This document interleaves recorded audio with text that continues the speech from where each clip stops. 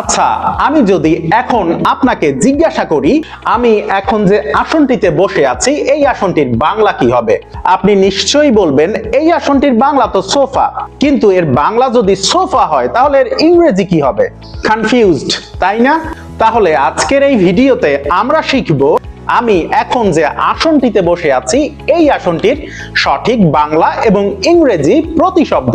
তাহলে আমরা প্রথমেই শিখব এই আসনটির ইংরেজি প্রতিশব্দ কি হবে। ব্রিটিশ ইংলিশে এই আসনটিকে বলা হয় সোফা, কিন্তু আমেরিকান ইংলিশে এই আসনটিকে বলা হয় কাউচ। তাহলে আমরা জানলাম সোফা মূলত বাংলা নয়, এই আসনটির ইংরেজি প্রতিশব্দ। তাহলে প্রশ্ন দাঁড়ায় এই আসনটির বাংলা কি হবে।